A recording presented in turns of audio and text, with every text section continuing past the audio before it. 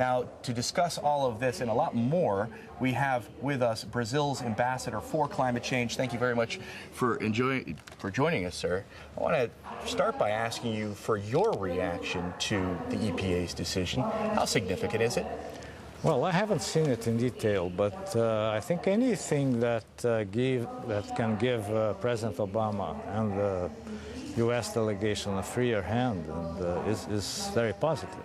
So. Because it was held up in the Congress so far, that yes. There's that lack of political support so far. Let me ask you this. Brazil is proposing to limit the growth of its emissions, to cut the growth of its emissions by 40% from projections for 2020. A bit of a difficult construct there. But what I want to ask you is, how are you going to do that? Well, we're going to do it through a series of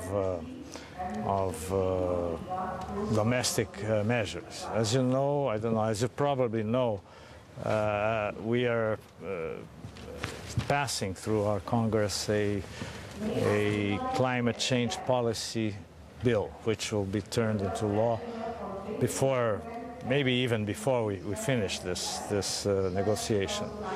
And this will enshrine in law these numbers. But, so they're from several, part of it is mainly, the main part is limiting deforestation. But let's talk about deforestation in a second. But correct me if I'm wrong, Brazil's developing massive oil reserves. Surely that's going to hurt your ability to limit the growth of your emissions. Well, we hope not, because we are. It's right. We have discovered some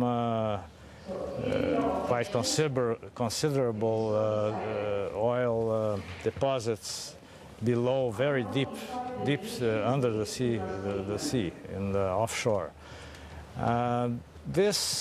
But as you know, we have a very clean energy mix. I mean, we have more than 50% of our energy is from renewables, from hydro, and our policy is not to change this mix.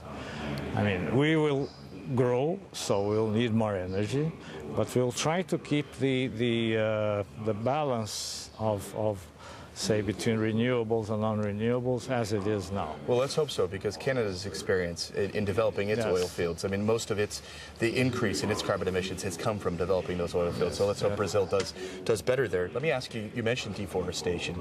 You have the Amazon, a third of the world's rainforest. How are you going to stop deforestation? Well, we have advanced a lot in the last 7 or 8 years. I would say less, in the last six years, in cutting down deforestation. 6 years ago, it was near 20,000 square kilometers a year, which is huge, unfortunately.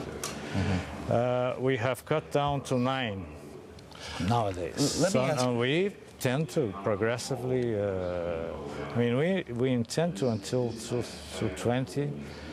It's part of our commitment here to reduce 80% of deforestation. Let me ask you this: would you consider employing the carbon market as a mechanism?